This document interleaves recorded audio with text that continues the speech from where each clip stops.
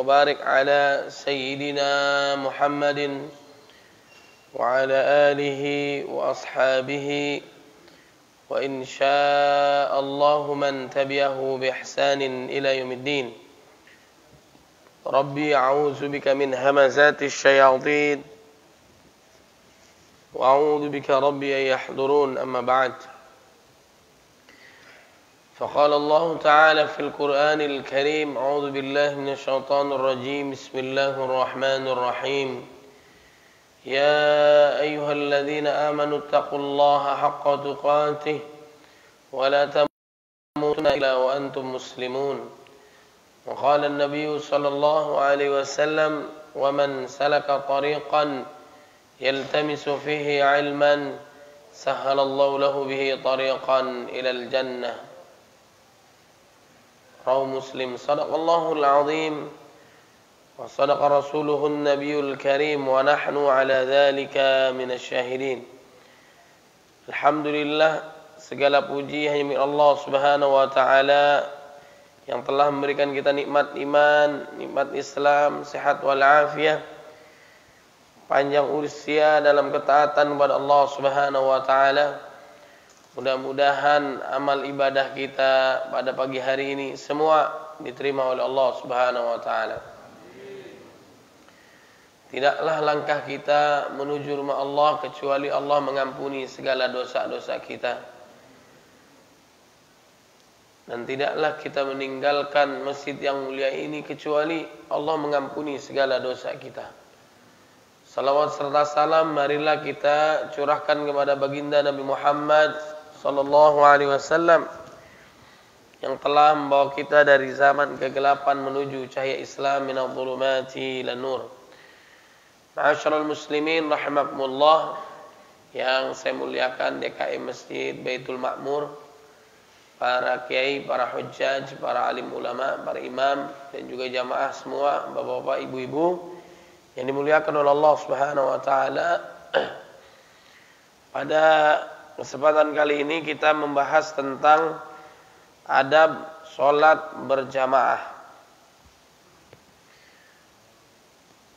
Al-Quran, Allah Subhanahu wa ta'ala melalui kitabnya mengingatkan kepada kita akan pentingnya kewajiban yang diperintahkan oleh Allah Subhanahu wa ta'ala. Sebagaimana di dalam surat An-Nisa ayat 59, Ya ayyuhalladzina amanu atiullaha wa atiur rasul. Hai orang-orang beriman, taatlah kalian kepada Allah Subhanahu wa taala dan kepada Rasulullah sallallahu alaihi wasallam. Apa-apa yang diperintahkan oleh Allah, maka kita wajib melakukannya. Ada rukun Islam, iqamatis shalah, kita menegakkan salat, nanti kita bahas. Wa itaiz zakah, menunaikan zakat, membersihkan, mensucikan harta kita, menjauhkan kita dari sifat pelit. Walladzina idza anfaqu lam yusrifu wa lam yaqturu wa kana baina dzalika qawama. Orang beriman dia berbagi di Allah Subhanahu wa taala dengan hartanya, tidak berlebihan dan tidak pelit, tengah-tengah. Manakala kita melakukan kebaikan, Allah berikan 10 kali lipat. Man jaa bil hasanati falahu asyru amsalihha. Itu di dunia, dan di akhirat minimal 700 kali lipat. Matsalul ladzina yunfiquna amwalahum fi sabilillah kamatsali habbatin ambatat sab'a sanabila fi kulli sumbulatin mi'atu habbah wallahu yudha'ifu liman yasha wallahu wasi'un 'alim.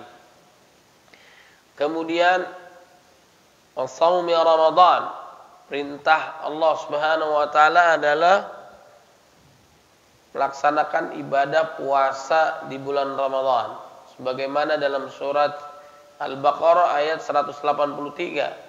Ya ayyuhalladzina amanu kutiba alaikumus shiyam kama kutiba alal ladzina min qablikum la'allakum tattaqun. Tidak lain dan tidak bukan agar kita menjadi hamba Allah yang bertakwa, merasa selalu diawasi oleh Allah Subhanahu wa taala. Kemudian hajjil baiti man istata'a ilaihi sabila, menunaikan ibadah haji bagi yang mampu. Al-umrah ila al-umrah kafaratun lima bainahuma wal hajjul mabrur laisa lahu jazaa'un illa al-jannah. Dari umrah ke umrah merupakan ampunan dosa dari Allah Subhanahu wa taala dan tidaklah balasan bagi haji yang mabrur yang diterima oleh Allah Subhanahu wa taala kecuali surganya Allah Subhanahu wa taala. Ini orang beriman harus mentaati apa yang diperintahkan oleh Allah dan Rasul-Nya. Qul in kuntum tuhibbunallaha fattabi'uni yuhibbukumullahu yaghfir lakum dzunubakum. Jika kalian mencintai Allah, maka ikutilah Nabi Muhammad sallallahu alaihi wasallam, niscaya kalian dicintai oleh Allah, diampuni dosanya oleh Allah Subhanahu wa taala.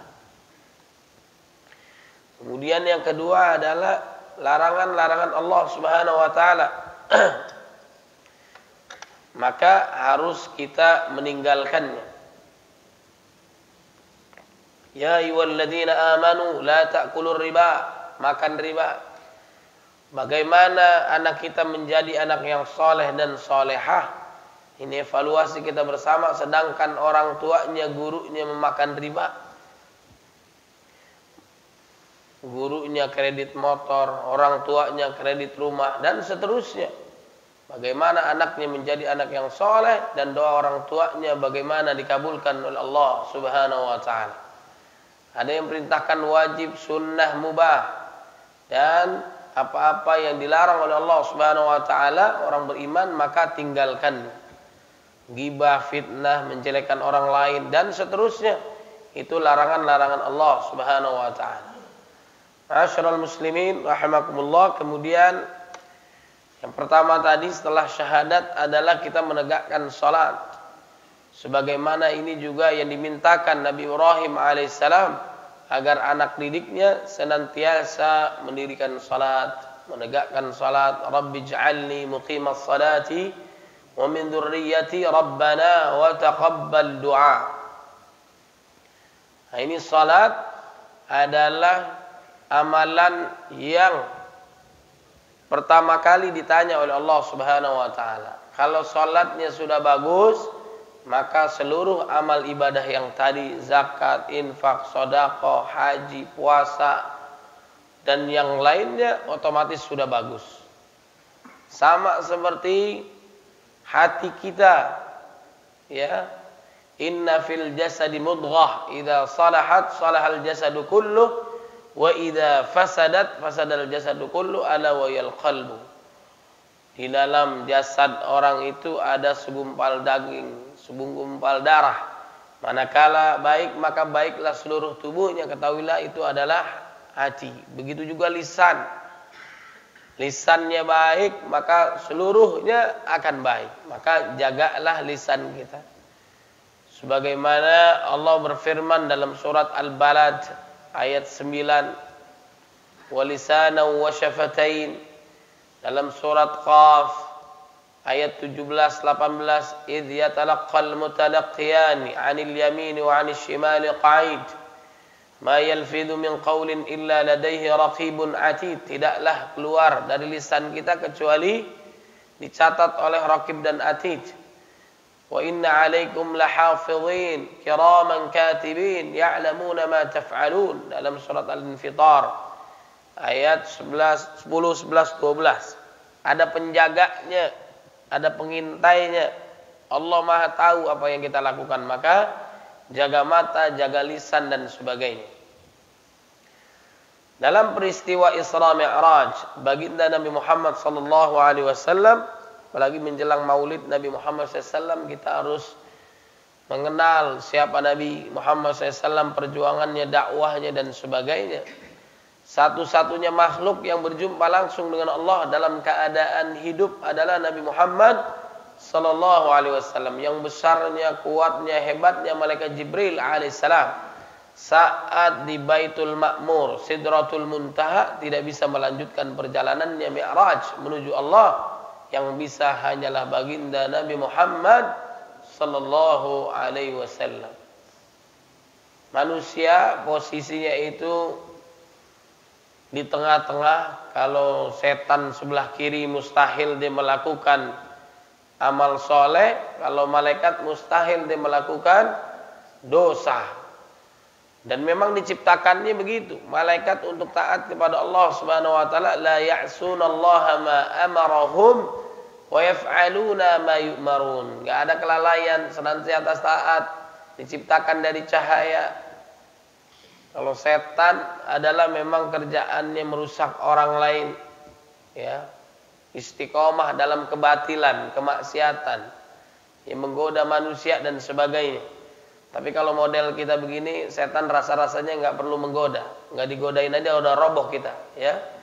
Zikir-zikir, nunduk-nunduk, lama-lama tidur, ya. Jadi setan nggak usah repot-repot.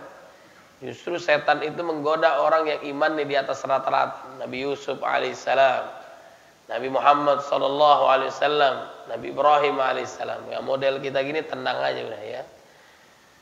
Bapak Ibu yang dimuliakan oleh Allah Subhanahu wa taala, kemudian saat berjumpa dengan Allah Subhanahu wa taala disambutlah baginda Nabi Muhammad sallallahu alaihi wasallam, "Assalamu alayka ayyuhan nabi." Keselamatan untukmu wahai Nabi. Tapi Nabi menjawab, keselamatan itu diabadikan juga dalam salat. Assalamu alayna wa ala ibadillahis salihin.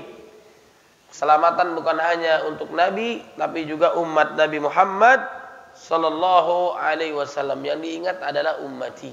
Saat menjelang wafat juga ummati.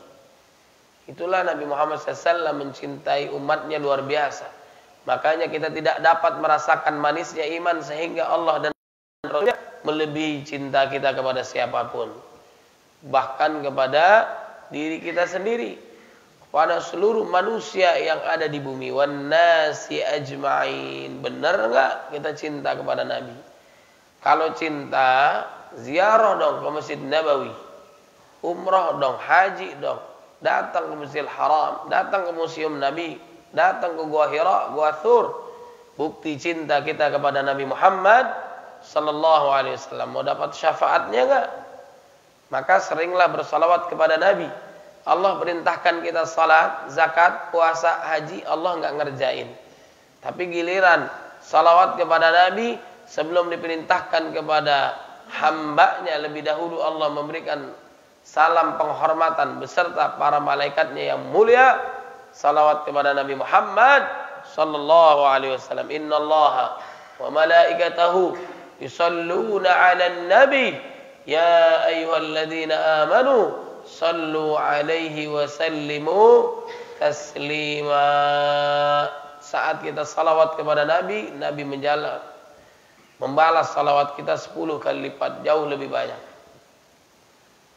Nah, itulah agar kita mendapatkan syafaat Nabi. Kemudian mengikuti sunnah Nabi Muhammad sallallahu alaihi wasallam dalam perkataannya, dalam perbuatannya, dalam tingkah lakunya. Nah, salat ini juga transaksinya di langit. Kalau ibadah-ibadah lainnya, malaikat Jibril alaihissalam menyampaikan kepada Nabi ke bumi. Namun saat giliran ibadah salat, dipanggil Nabi Muhammad sallallahu alaihi wasallam oleh Allah Subhanahu wa taala di langit, enggak main-main. Dari 50 waktu menjadi 5 waktu. Ini berkat jasa Nabi Musa alaihissalam. 50 waktu Nabi siap. Tapi kata Nabi Musa, jangan, umatmu ini cupu-cupu macam kita ini, ya. Bayangkan 50 waktu. 5 waktu aja kita udah lemes banget sholat, ya. Nah, ini 50 waktu, baru azan, minum dikit, azan lagi, cepet banget azan. Nah, inilah kalau kita ketemu dengan Nabi Musa alaihissalam dalam mimpi, nanti di surganya Allah juga, ya, kita cium tangan bolak-balik berkat jasa Nabi Musa alaihissalam menjadi 5 waktu, pahalanya pun gak berkurang, tetap mendapatkan pahala 50 waktu, karena setiap kebaikan dilipat gandakan oleh Allah Subhanahu wa taala 10 kali lipat. Dan kalau sholat kita bagus, sesuai dengan tuntunan Nabi Muhammad SAW dapat mencegah perbuatan keji dan munkar. Innas salata tanha 'anil fahsya wal munkar. Dapat mencegah perbuatan keji dan munkar, menzalimi diri, maksiat dan dosa, menzalimi orang lain. Nah, itu akan dapat tercegah. Tapi kalau kita masih zalim diri sendiri, melakukan maksiat dan kezaliman kepada orang lain, apa yang terjadi? Ada yang masalah dalam sholat kita. Jamaah haji kita banyak, tapi nggak kalah yang namanya korupsi. Wa antum sukara, kalian tidak mengerti apa yang kalian ucapkan. Naudzubillah min dzalik. Usianya, bahkan Syekh Ali Jabir Allahu yarham mengingatkan kepada kita, anak kecil yang paling cepat menghafal menurut beliau itu usia 4 tahun. Dr. Yusuf Al-Qaradawi rahimahullah yang baru saja dipanggil oleh Allah Subhanahu wa taala, umurnya penuh dengan keberkahan. 96 tahun dalam Masehinya, kalau Hijriahnya hampir 1 abad. Tala umruhu wa hasuna amaluh, umurnya panjang. Amal ibadahnya, perjuangannya, dakwahnya ini penuh dengan keberkahan. Mudah-mudahan kita mendapatkan umur yang panjang dan barokah. Ini luar biasa. Usia 10 tahun dah hafal Quran. S1, S2, S3 di Al-Azhar sampai guru besar. Dan masih bisa memberikan wasiat saat menjelang wafat. Bayangkan, udah menjadi kebiasaannya. Kebiasaannya, perjuangannya, dan diakui bahkan ulama sekarang bingung siapa pengganti dia.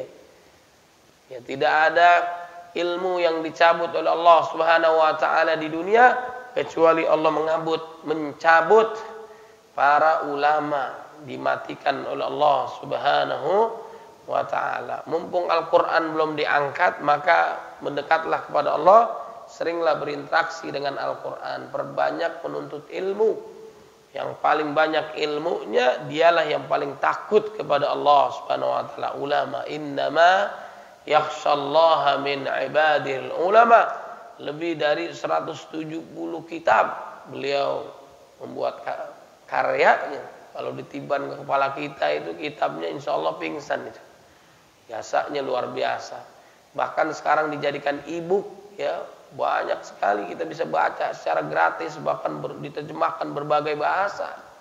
Itu pahalanya terus mengalir. Sadaqah jariyah, ilmun yuntafa'u bihi, awaladin salih yad'ulah, penuh dengan keberkahan. Masya Allah.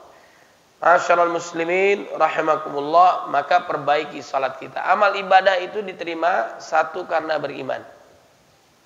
Orang kafir nggak diterima amal ibadahnya. Amal kebaikannya bermanfaat buat orang lain, tapi di hadapan Allah nol. Inna dina indallahil Islam, wa may yabtaghi ghairal islami dina falan yuqbala minhu wa huwa fil akhirati minal khasirin. Yang kedua, dalam menjalankan ibadah amal soleh ada aturannya. Dan kita kalau udah masuk Islam, orang yang mu'allaf, kita orang Islam mukallaf, terbebani, ada kewajiban yang harus kita kerjain. Bukan masuk Islam udah bebas aja. Takwa adalah imtithalu awamirillah wajtinabun nawahi, melakukan apa yang diperintahkan Allah, menjauhi apa yang dilarang oleh Allah Subhanahu wa taala. Mau bahagia, mau senang di dunia akhirat, maka taatlah kepada Allah, tinggalkan maksiat dan dosa. Ala bidzikrillah tatmainnul qulub, dengan ingat Allah hati menjadi tenang. Dan Nabi Muhammad SAW istirahatnya adalah salat. Ya Bilal, arihna bis salat. Wahai Bilal, istirahatkan kami dengan salat. Bayangkan, Nabi menjelang wafatnya memperbanyak ibadah, mendekatkan diri kepada Allah Subhanahu wa taala. Kalaupun ada masalah, larinya dalam salat. Ya ayyuhalladzina amanu bis-sabri was-salah. Imam kita baca begitu. Hai orang-orang beriman, mintalah kepada Allah kalau kita ada masalah, menyikapinya dengan sabar. Ajaban li amril mu'min inna amrahu kullahu khair. Hebatnya orang beriman, segala sesuatunya itu baik. Saat diuji dia sabar. Para nabi, para rasul semakin diuji semakin memuncak keimanannya kepada Allah. Saat diberi nikmat dia bersyukur kepada Allah dengan memperbanyak ibadah salat dan berbagi di jalan Allah. Inna a'tainakal kautsar fasholli li rabbika wanhar. Taat kepada Allah, berbagi. Falyabudu rabb hadzal bait, tanda syukur kita kepada Allah atas kekhawatiran hidup kita. Alladzi at'amahum min ju', takut kita lapar, enggak punya makanan, enggak punya rezeki. Wa amanahum min khauf, Allah memberikan keamanan kepada kita, ketenangan dalam hidup. Maka beribadahlah kepada Allah Subhanahu wa taala. Solusi dalam setiap permasalahan rumah tangga, bahkan negeri ini, pribadi kita adalah dengan ketakwaan kepada Allah, kemudian bertakwa kepada Allah, ibadah kepada Allah ada aturannya, beriman kepada Allah. Yang kedua, dalam salat juga harus ikhlas.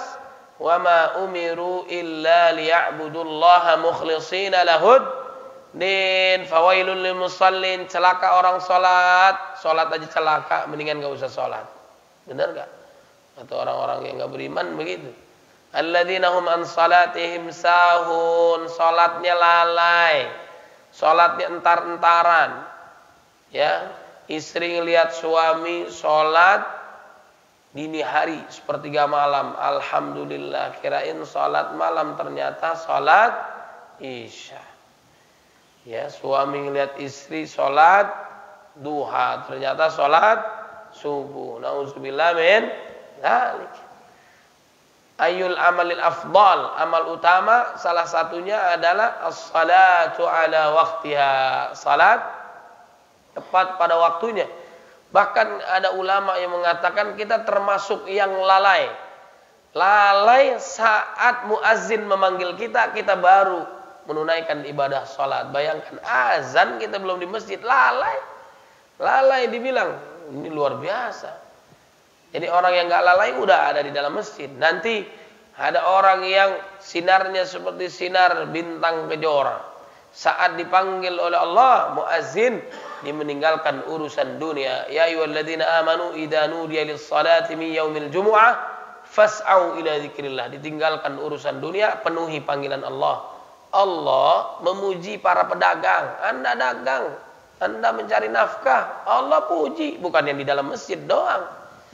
Ya, mereka yang berdagang tapi tidak menyebabkan dia lalai kepada Allah Subhanahu wa taala, tinggalkan.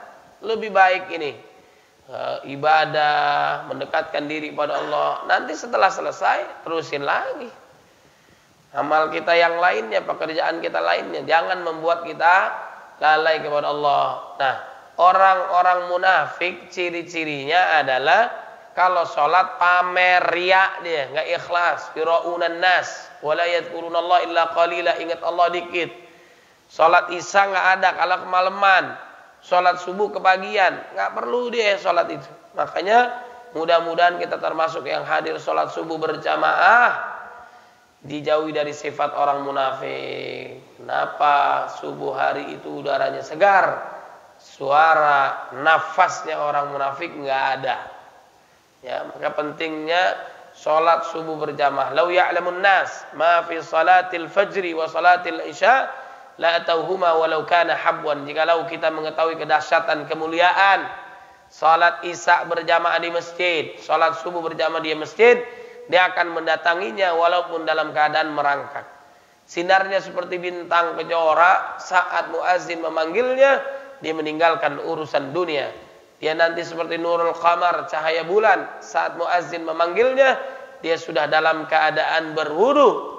Cahayanya seperti cahaya matahari, saat muazzin memanggilnya sudah dalam keadaan berwudu dan sudah ada di dalam masjid. Masya Allah, ini luar biasa. Di antara sifat orang beriman yang beruntung itu, di antara sifat-sifat orang yang dimasukkan ke dalam surga itu, dan orang yang dimasukkan ke dalam surga yang paling tinggi adalah mereka alladzina hum fi salatihim khashi'un, salatnya khusyuk, minimal dimengerti apa yang dibaca, ide-ide dunia tidak ditemukan dalam salat. Kadang-kadang kita mikirin urusan dunia dalam salat, jam ketinggalan, kunci hilang, ketemu saat kita salat. Jarang imam tiba-tiba imam sujudnya lama, kirain istighfar tobat, ternyata dia lupa rakaat keberapa. Nauzubillah min. Nah, walladzina hum ala salawatihim yuhafizun, mereka yang menjaga salat 5 waktunya. Dan di antara wanita yang bisa memilih pintu surganya Allah Subhanahu wa taala adalah mereka yang menjaga salat 5 waktunya. Anak-anak kita sebelum dia lahir kita doa, Rabbi habli minas salihin, Rabbi ij'alni muqimas shalah wa min dzurriyyati rabbana wa taqabbal du'a. Sebelum dia lahir, sebelum hamil bahkan. Kemudian saat lahir kita biasakan salat. Syekh Ali Jaber 4 tahun hafal Quran. Bahkan Ustaz Arifin Ilham Allah yarham mendidik anaknya usia 4 tahun dibawa ke masjid. Ulama menjelaskan bagaimana anak yang ke masjid. Kalau anak ke masjid masih anak-anak saat di berlarian, kita bilang diam begini, jawabnya apa? Kalau dia diam, dilanjutkan sholatnya, maka pas dibawa ke masjid. Tapi saat anak kecil berisik, kita bilang begini, maka itu anak jawabnya begini juga. Nah, ini tandanya jangan dibawa ke masjid. Masih belum paham. Usia 7 tahun, yang perintahkan salat, prosesnya lama 3 tahun. Ya, ajak terus pelan-pelan. Namanya anak-anak, jangan disamain kayak kita. Tegak salatnya, khusyuk salatnya, lari-lari, itu juga namanya anak.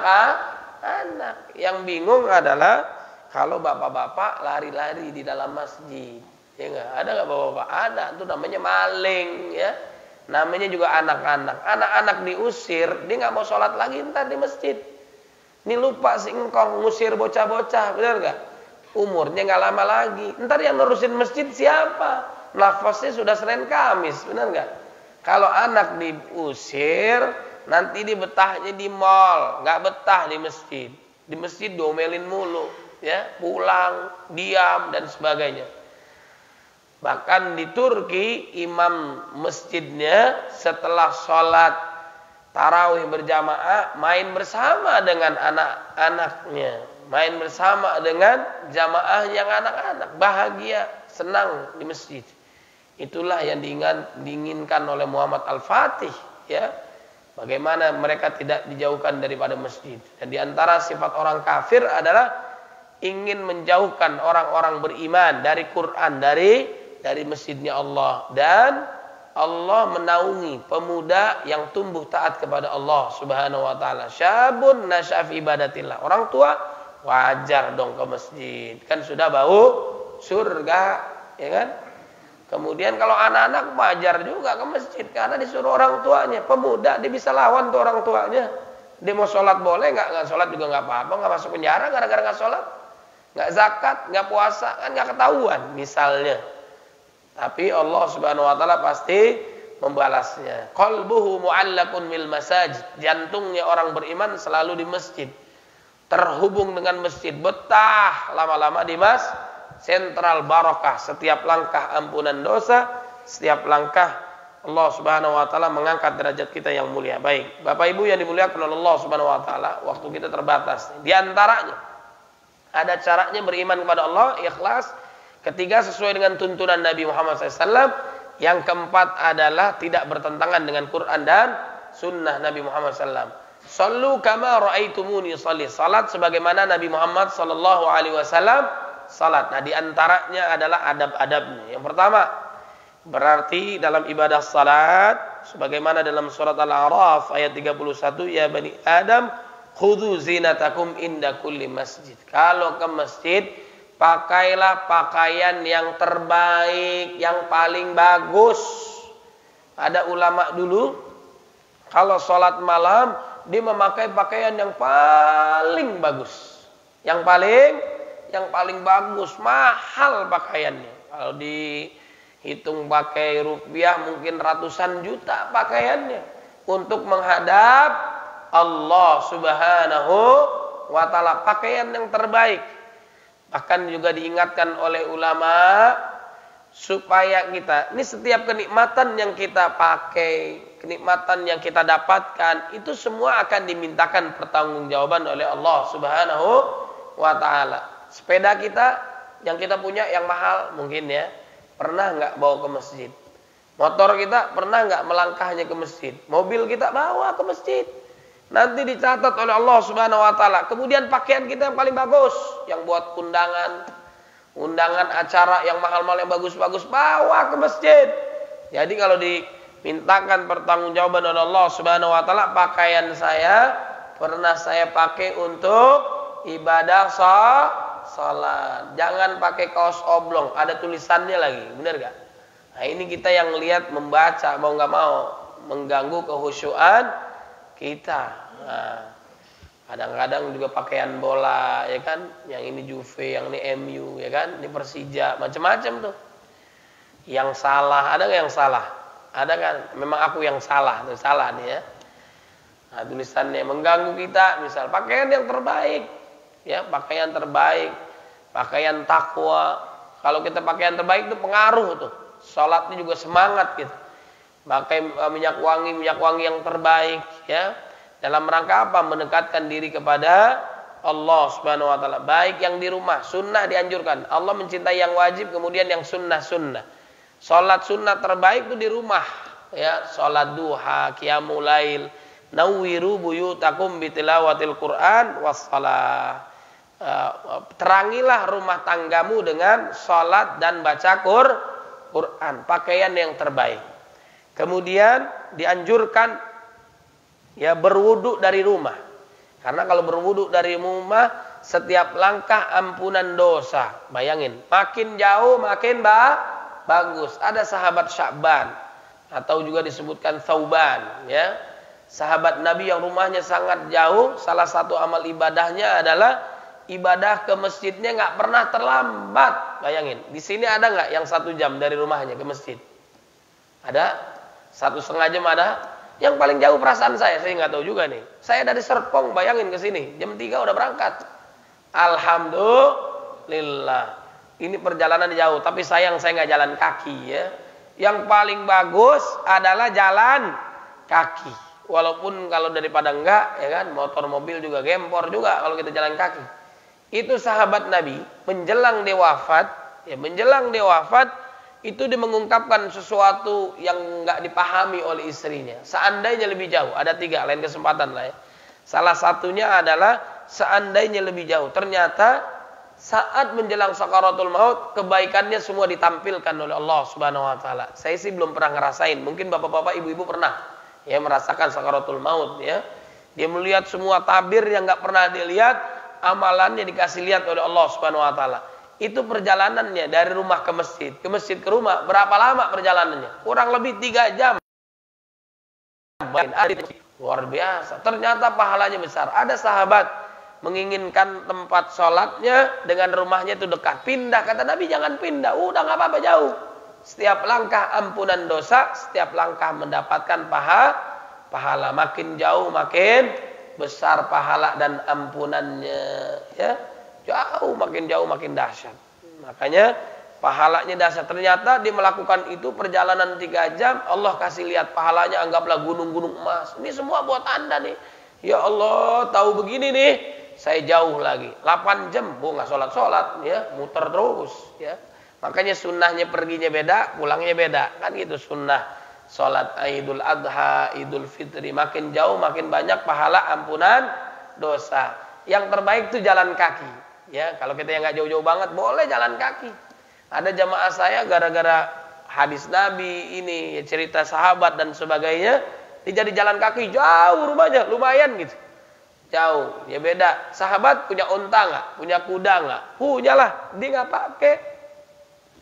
Tapi justru dia jalan, ya. Pahalanya semakin tinggi di hadapan Allah Subhanahu wa taala. Dan orang yang berwudu menuju Masjid Quba. Sebelum Nabi membangun Masjid Nabawi, Masjid Quba ini, kalau orang yang sholat 2 rakaat di Quba ini, sebelumnya dari rumahnya dia melakukan wudu, pahalanya sama seperti umrah. Ini bagi kita yang ziarah dan sebagainya. Nah ini juga usahakan wudunya udah dari rumah, ya, ampunan dosa, didoakan malaikat. Dan diantara sifat orang yang husnul khatimah adalah apa? Wafat dalam keadaan wudu. Innallaha yuhibbut tawwabina wa yuhibbul mutatahhirin. Kemudian membaca doa menuju masjid, ya. Kalau kita keluar rumah, baca minimal bismillahi tawakkaltu 'ala Allah la haula wala quwwata illa billah, maka akan dipenuhi oleh Allah. Apa yang keinginan mencari nafkah, menuntut ilmu dan sebagainya dipenuhi, diberikan petunjuk, diberikan perlindungan oleh Allah Subhanahu wa taala. Setan mengatakan, bagaimana kita menggoda hamba Allah ini sedangkan dia diberikan petunjuk, perlindungan oleh Allah Subhanahu wa taala. Jangan lupa, jangan menjalan aja. Sunnahnya keluar kaki kanan, masuk kamar mandi kaki kiri, masuk ke masjid kaki kanan, dan seterusnya. Nah, ini kita mengingat Allah, berzikir kepada Allah Subhanahu wa taala. Kemudian berdoa ketika masuk masjid, lihat Masjidil Haram, berdoa. Kemudian langkah kaki kita masuk ke dalam masjid adalah berdoa, Allahumma ftahli abwaba rahmatik, doa. Kalau nggak hafal ditempelin tuh di masjid-masjid. Kemudian Allahumma inni as'aluka min fadlik, saat kita keluar dari masjid. Saat masuk kamar mandi ada doanya. Kelamaan lari aja udah kita, ya kan? Nah, masuk kamar mandi, keluar kamar mandi. Nah, ini semua apa yang kita lakukan semua kalau sesuai dengan tuntunan Nabi Muhammad SAW bernilai ibadah, bernilai pahala. Tidur pun kalau sesuai dengan tuntunan Nabi, baca doa, menghadapnya baik, berwudu, zikir dan sebagainya, maka bernilai ibadah. Kemudian tidak lewat di depan orang yang sedang sholat, ya, sedang sholat. Ini makanya ada sutroh saat buat imam, ya. Ini ulama sebagian menyampaikan ya, sutroh di depan imam, kemudian juga atau tembok atau orang yang ada di depan sedang duduk itu menjaga kita saat sholat.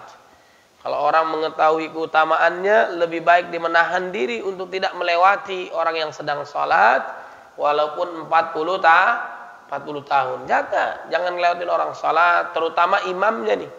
Bahkan ada yang menyebutkan kalau makmumnya nggak ada masalah, apalagi kalau di Masjidil Haram, Masjid Nabawi. Ada dulu sahabat melewati jamaah, ya, dengan kendaraannya dan sebagainya. Terutama imam saat kita sholat sendirian, ada tembok, ada sutroh dan sebagainya. Nah ini. Nah, Nabi Muhammad SAW selalu dia sholat itu takarannya ada tombak tongkatnya dia. Nah, ada batasnya agar orang tidak melewati. Kemudian juga ternyata tombaknya Nabi, saya datang ke museum Nabi Muhammad SAW, itu ada gambarnya 4 dimensi ya. Ya bukan sekedar tombak dia. Ternyata bawahnya ini tajam, ya bukan sekedar tongkat, tapi bawahnya tajam kayak tombak. Jadi Nabi selalu, saat di sholat ditancapkan itu. Nah, ini tombak nih ditancapkan saat di sholat. Kemudian saat orang lewat juga nggak bisa, terhalang itu terjaga. Kemudian juga kalaupun ada binatang yang mengganggu Nabi, Nabi udah siap dengan tongkatnya dan sebagainya. Kemudian di antara adab yang lainnya adalah melaksanakan sholat 2 rakaat sebelum duduk, tahiyatul masjid. Ya, mau sholat sunnah, sholat wajib langsung dan sebagainya, ya, langsung dianjurkan kita untuk sholat tahiyatul masjid, sholat.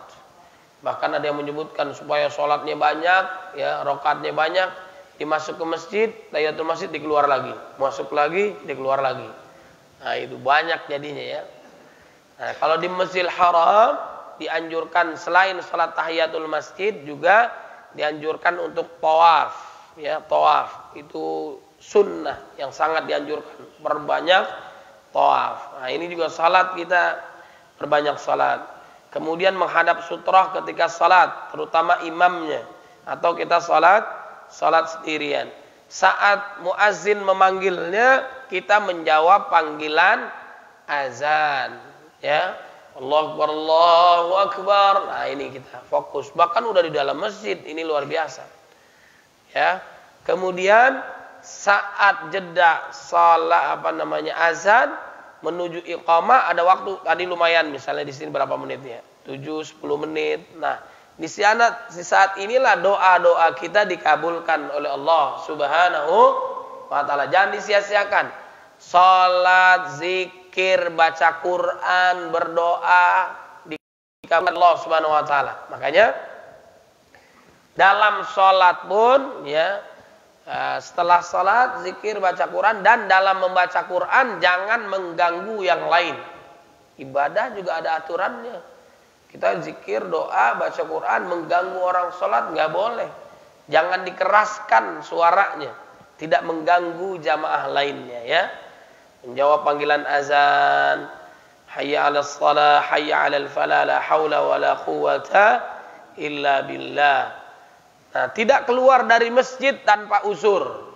Nah, tidak keluar dari masjid tanpa uzur. Kalau orang sudah azan, ya, kalau azan setan kabur atau setan bertahan. Allahu Akbar, setan kabur atau bertahan dia? Setan kabur. Saat azan berkumandang, kalau manusia ada yang kabur berarti dia. Nah, jadi kalau dianjurkan ini, udah azan nggak boleh keluar. Kalau udah azan nggak boleh keluar kecuali uzur syar'i. Nah, termasuk salah satunya adalah wudu, keluar ke rumah, wudu dan sebagai urusan yang lain. Nah, kalau kita udah terjaga wudunya, udah jangan keluar lagi. Udah panggilan Allah Subhanahu wa taala. Nah, sering saya sampaikan juga, kalau dulu azannya 2 kali di masjid dan di pasar, jaraknya jauh, belum ada toa dulu. Bukan berarti sekarang bid'ah ya. Nah, ini nggak ada masalah ini. Nah, kemudian yang kedua, azannya Masjid Nabawi, azannya di Masjidil Haram 2 kali. Kalau misalnya subuh 4:30, 3:30-nya udah azan. Kalau orang Indonesia udah tenangnya, ada tenang dah. Belum, masih 4:30. 4:30, belum azan, belum qomat. Bacaannya lama, tenang aja udah. Ujung-ujungnya sholat di hotel di atas ya. Nah, yang penting kelihatan tuh Ka'bahnya. Nah, jadi itu 2 kali azan. Maksudnya kalau dulu Abdullah bin Umi Maktum, Bilal bin Rabah azan itu yang pertama atau di Masjidil Haram, sekarang Masjid Nabawi, adalah mengingatkan jikalau kalian sedang sholat malam, azan yang pertama ingatkan segera tutup sholat malam Anda dengan sholat witir. Nah, itu maksudnya kayak gitu, persiapan. Nah, kita belum bangun, tenang aja nih. Nah, ini sholat witir segera tutup. Nah, kemudian sholat subuh, azannya yang kedua ya. Kemudian memanfaatkan waktu antara azan dan iqamah dengan doa, dengan baca Quran, berzikir kepada Allah, tidak mengganggu yang lainnya. Jika iqamah telah dikumandangkan, maka kita nggak boleh sholat lagi ya. Udah sholat, nah, saat qomat nggak boleh sholat. Bahkan ada yang menyebutkan saat kita qomat, udah qomat, kita masih sholat, dibatalkan. Langsung ikut yang wajib. Bahkan kalau tinggal tanggung sedikit lagi, ya teruskan. Ya, kondisinya begitu. Ya, yang utama adalah sholat wajib. Bahkan dianjurkan juga sholat qobliyah, ba'diyah, boleh di rumah. Itu dilakukan oleh Nabi Muhammad SAW. Kemudian, raihlah shop yang pertama. Nah ini, coba nih. Kan kita pahalanya nggak ketahuan sekarang kita. Barang siapa yang sholat ya berjamaah di Masjid Baitul Ma'mur nih, shop pertama mulai besok. Yang ketiga dulu lah, ketiga 100 juta, 2 200 juta. Shop pertama 300 juta, imam 500 juta. Besok rame gak? Itu semuanya rebutan jadi imam, wudhu belakangan ya. Yang penting dapat duluan. Nah, kita nggak tahu, padahal jangankan sholat subuhnya, qobliyah subuh, sholat fajar lebih baik daripada dunia dan seisinya. Kadang-kadang kita kurang percaya nih, ya kan? Apalagi sholat berjamaahnya. Dan shop yang pertama yang paling bagus adalah shop yang pertama, yang terbaik buat laki-laki. Yang buruk paling belakang, teladan, telat datang pulang duluan, ya. Terbaik buat wanita di belakang, ya. Kalau buruk dia buat di depan. Nah, ini dianjurkan kita sholat yang pertama.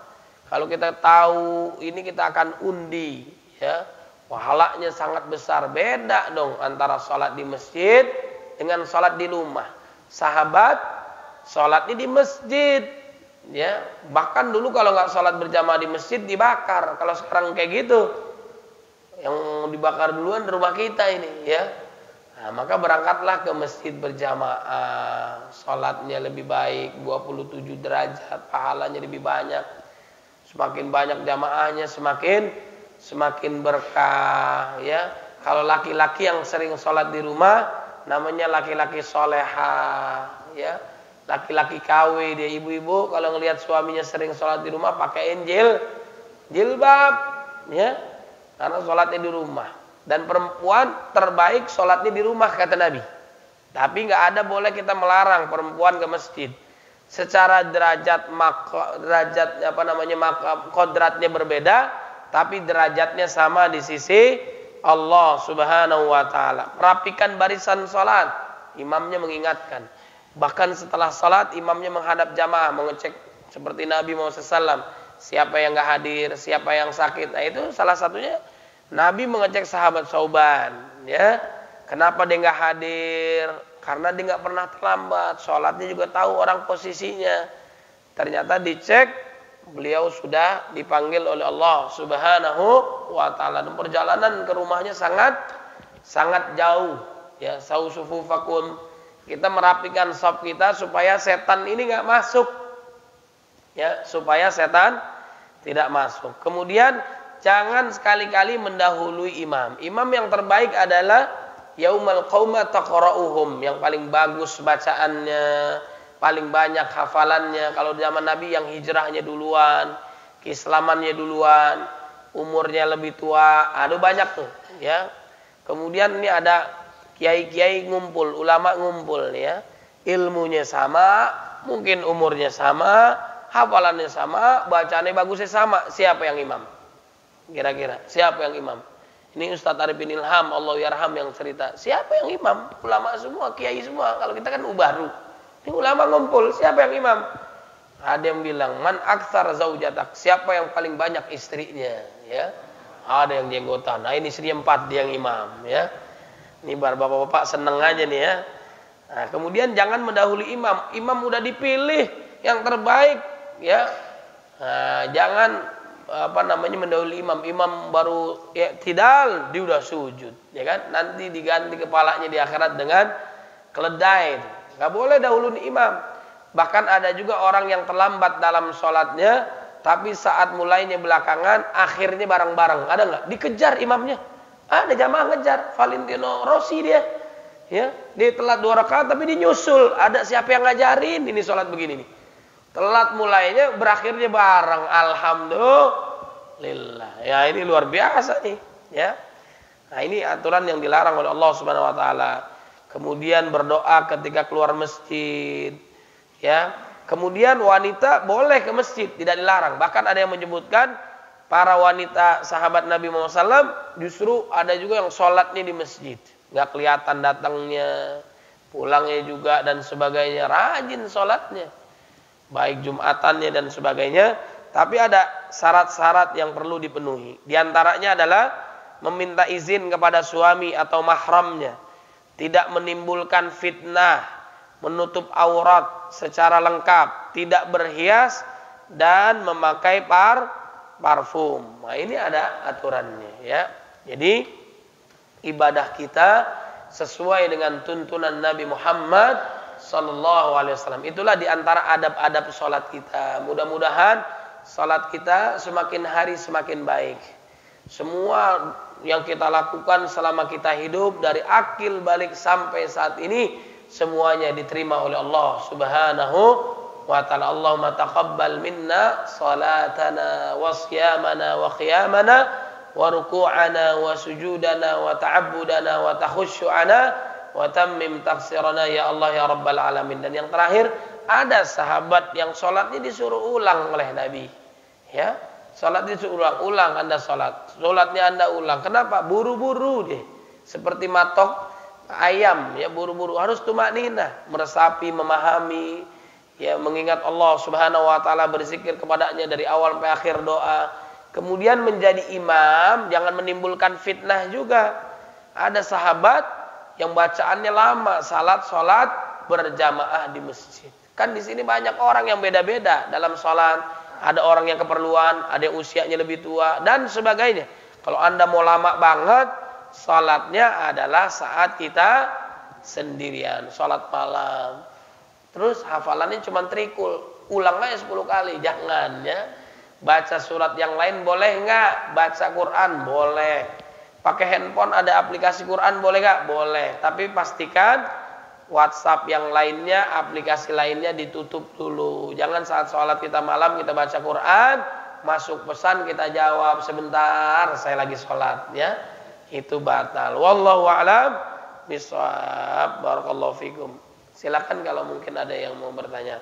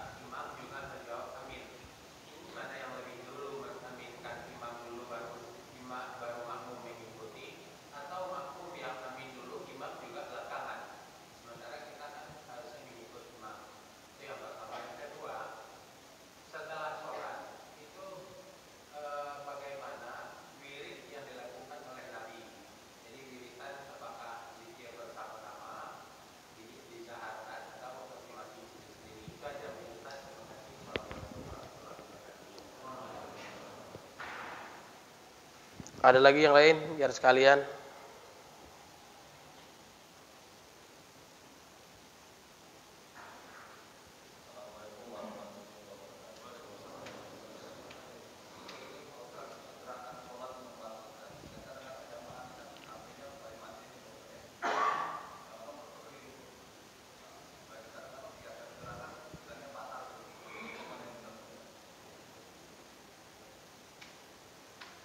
Ada lagi yang lain?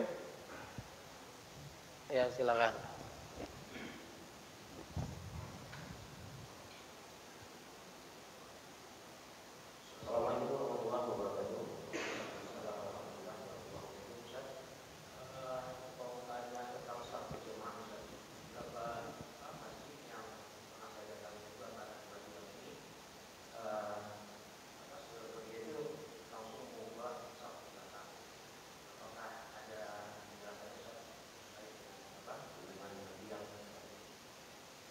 Diulang nih.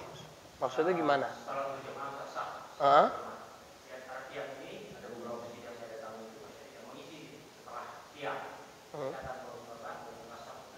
Oh iya.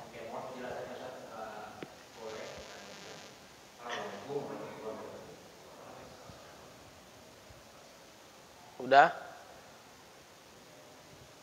Ya, terakhir ya. Silakan Pak Ji.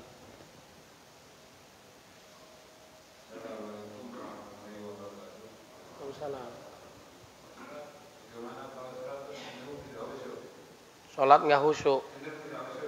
Hah? Oh, nggak khusyuk.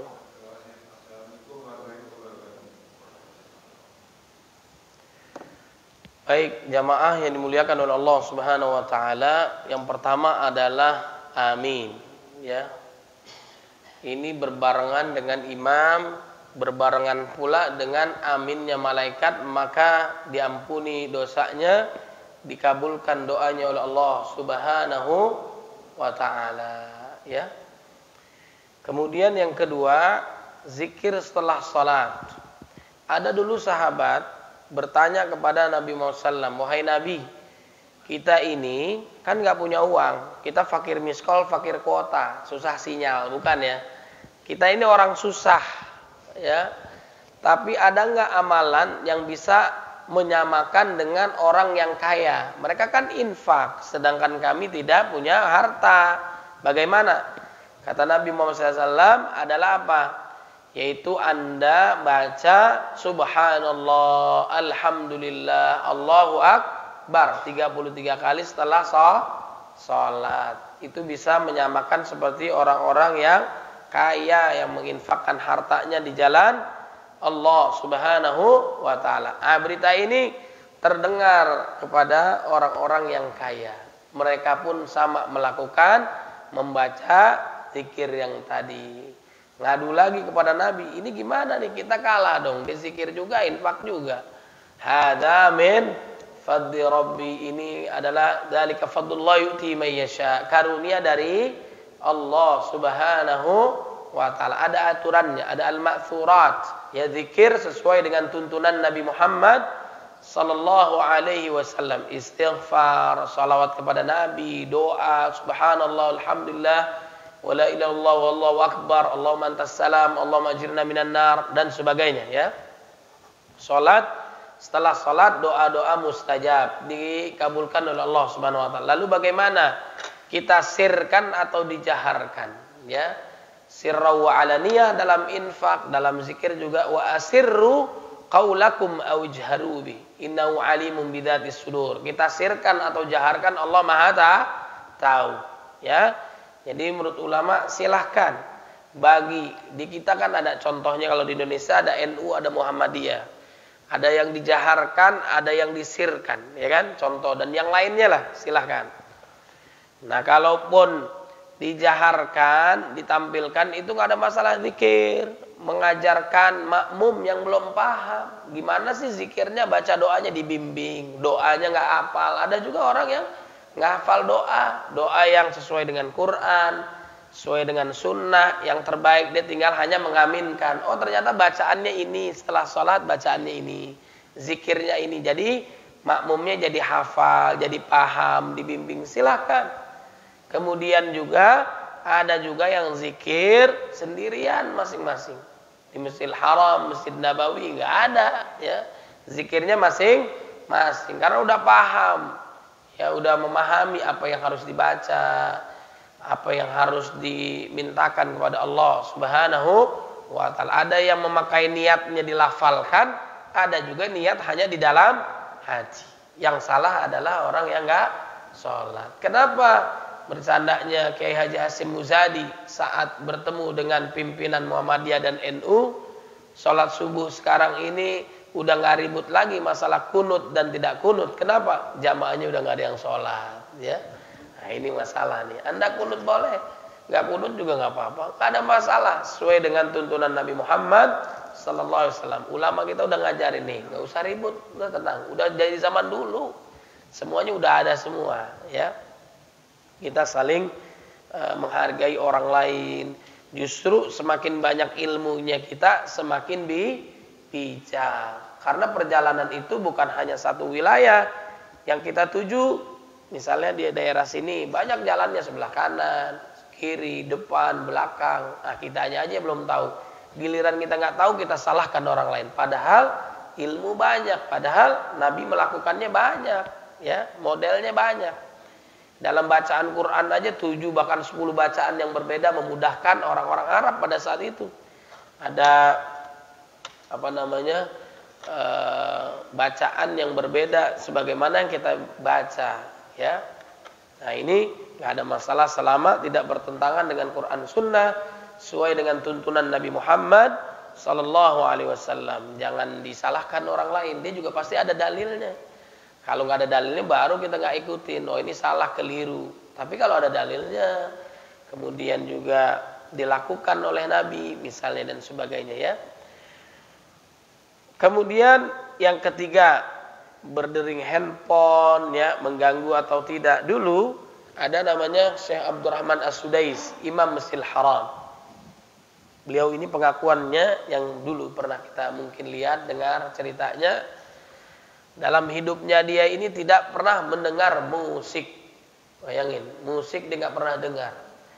Dan dia setelah sholat, ini yang pernah saya baca ini, setelah sholat beliau marah besar. Saya dari kecil sampai sekarang nggak pernah mendengarkan musik, tapi saya mendengar musik itu saat di Masjidil Haram. Nauzubillah min zalik. Bagaimana? Kok bisa? Iyalah, kan ada handphone, benar nggak? Handphone nada deringnya macam-macam, yang nyanyiannya beda-beda ada tuh, ya kan? Nah, mendengarkan musik. Makanya juga dulu di Saudi dilarang ya ringtone atau nada sambung ayat Quran.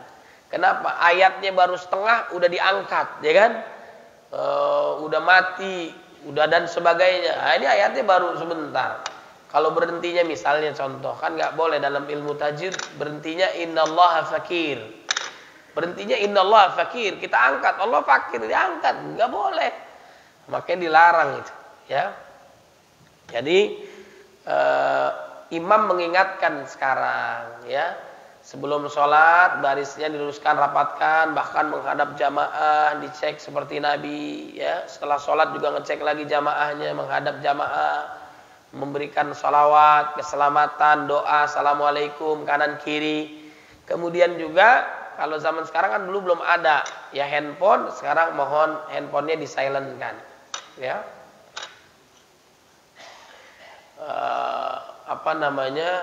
Kita jangan mengganggu orang lain, silent kan, kalau Anda bisa matikan juga boleh, ya, karena mengganggu khusyuan. Jangankan kita seperti itu, ya, dalam hadis-hadis ya dalil kita mengganggu orang sholat karena kita baca Quran, itu nggak boleh. Makanya kalau di Masjidil Haram, Masjid Nabawi, jarang kita temukan orang-orang itu membaca Qurannya besar-besar, ya, suaranya lembut, nggak terlalu kedengeran, karena khawatir mengganggu jamaah yang lain. Bagus ngaji ya kita. Ini kalau ngaji, masya Allah, ya kan, mengganggu suaranya. Yang sholat juga bingung, saya baca apaan nih, ya, karena terganggu. Jadi diingatkan agar disilentkan karena mengganggu ibadah yang lainnya, ya. Kemudian ini shaf, ya, shaf yang terbaik pertama, kemudian dimulai dengan yang tengah dulu, kemudian dipenuhi dulu, ya, dipenuhi dulu sampai full, baru lagi ganti lagi ke belakang, baru lagi ganti yang belakang. Nah, yang terbaik yang pertama, dimulai dari tengah, terus jangan diberhenti, ya, berhenti, kemudian mulai lagi di belakang. Dan jangan ada dua imam dalam masjid. Kadang-kadang ini ada saat kita menemukan sholat apa? Sholat tarawih. Sholat tarawih kita nemukan. Ada sebuah masjid ini besar nih, ya. Ada yang 2-3, ada yang 11. Benar gak? Jamaah yang letih, akhirnya dia hanya 8 rakaat, ya kan? Yang mau terusin sampai selesai 2-3. Yang terbaik adalah sholat bersama imam sampai sholat witir selesai, seperti semalam suntuk. Jangan pulang sampai selesai. Akhirnya apa nih?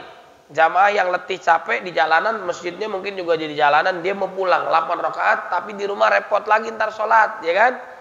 Atau bagaimanalah, dia mau selesai. Akhirnya misalnya ada 10 baris, ya, saya pernah lihat itu, mungkin sampai sekarang kali. Saat dia 8 rakaat, ini yang 5 baris di belakang mundur semua ke belakang. Mundur, kirain pulang, enggak, dia buat jamaah baru lagi. Ya, diangkat imam, ya, jadi khalifah pada saat itu, ya. Diangkat menjadi imam lagi, sholat witir. Yang depan amin, belakang amin juga, seru dah tuh, saut-sautan, ya. Imamnya ada dua, sholatnya bersama imam di depan, nerusin sampai 2-3. Nah, ini yang belakang sholat witir, imamnya ada 2. Nah, ini nih, ya. Kalau Anda sholat witir, bagusnya sama imam. Kalau Anda mau 8, carilah yang 11, benar gak? Yang bagus yang mana? Yang panjang atau yang pendek? Nah, jadi maksudnya adalah apa nih? Sholat rakaatnya pendek, bacaannya dipanjangin, ya. Kemudian kalau rakaatnya panjang, bacaannya dipendekin. Kalau kita maunya panjang, ya. Kita maunya bacaannya pendek, rakaatnya pendek. Kalau bisa 1 nafas, 8 menit selesai, ya. Ditanya jamaahnya, gimana tadi sholat? Enak, sholatnya kayak olahraga, gitu. Nah, ini udah turun-temurun 100 tahun, bayangin. Nauzubillah min. Udah nggak diterima datu sholat begitu, ya. 8 menit, 23 rakaat. Gimana caranya? Senang lagi tuh jamaah.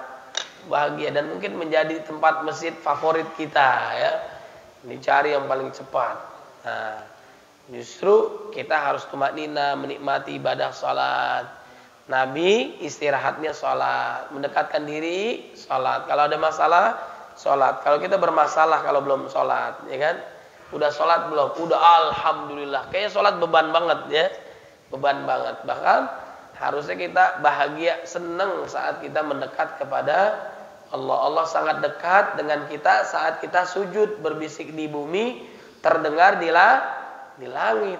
Walaupun kita tidak datang ke multazam, tidak datang ke raudhah, tempat-tempat mustajab, tapi ternyata ada juga tempat mustajab, masjid. Saat kita sujud sangat dekat kepada Allah Subhanahu wa taala. Terakhir tentang khusyuk. Khusyuk ini sama-sama kita berjuang dalam ibadah. Dulu sahabat Nabi itu saat perang kan kena anak panah kan. Kalau dicabut sakit nggak? Sakit. Dulu belum ada anestesi kayak kita di bius lokal, SLJJ dan sebagainya ya. Interlokal ini harus dibius, nggak sakit kita. Tapi zaman dulu belum ada. Bagaimana mencabut anak panah dari tubuhnya? Kamu nanti cabut saat saya sedang sholat.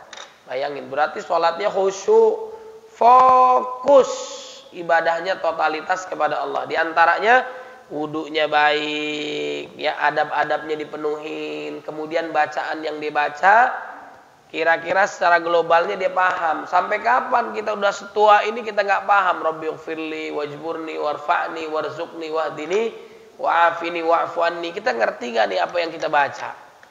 Ya kita baca Al-Fatihah kita paham nggak?